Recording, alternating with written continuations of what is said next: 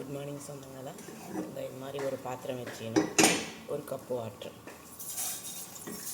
கரம் மசாலா காய் வைக்கிறேன். எனக்கு 2 நாளாக ஜுரமாக இருக்குது, அதனால் ஓகே. ஒரு கப்பு வாட்டர் போட்டுட்டு, இது பட்டை, கிராம்பு, மிளகு ஒரு 5, 2 டீத்தூள் பாக்கெட்டு, மிளகு பொடி, பிரியாணி இலை 1, ஏலக்காய் பவுட்ரு 1 ஸ்பூனு, ஜிஞ்சர் கொஞ்சம் இது மாதிரி பூ மாதிரி துருவி எடுத்துக்கணும். எல்லாம் இப்போ வாட்டரில் ஆட் பண்ணிக்கலாம்.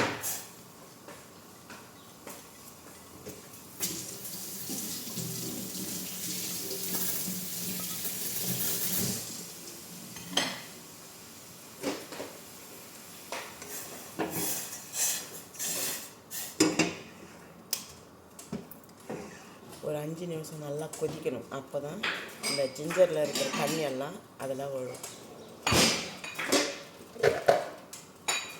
இன்னும் கொஞ்சம் ஊற்றிக்கலாம்.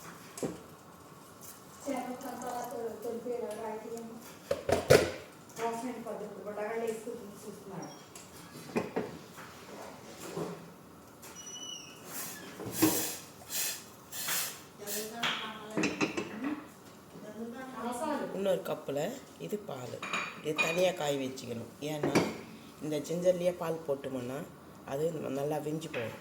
அதனால் அதை செப்பரேட்டாக காய் வச்சுட்டு இது நல்லா கொச்சிட்டு பிறகு பால் கடைசியில் இதில் ஆட் பண்ணிக்கலாம். நானும் சுகர் போட போகிறதில்ல, சுகர் பதில் வெல்லம் போடலாம். இது வெல்லம் இது மாதிரி நான் துருவி எடுத்துகிட்டு வந்துட்டேன்.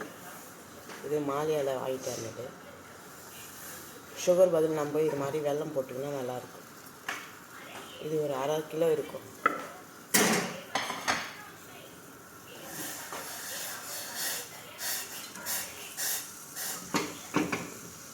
ஒரு 5 மினிட் நல்லா கொதிக்கிட்டோம். இப்போ இந்த பால் இதில் போட்டு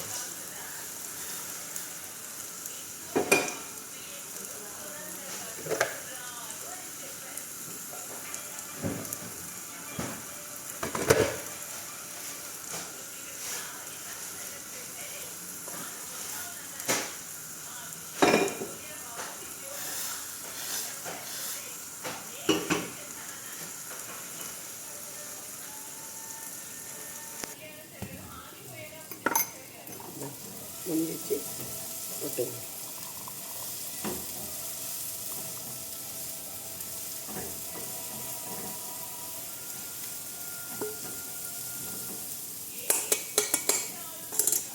இரும்பு குளிர் ஜரம் இருக்கிறவங்கலாம் இது மாதிரி மசாலா டீ குடிங்க, ரொம்ப நல்லது. சுகர் போட்டுக்காமல் இது மாதிரி வெல்லம் போட்டுங்க. நீங்கள் ட்ரை பண்ணி பாருங்கள்.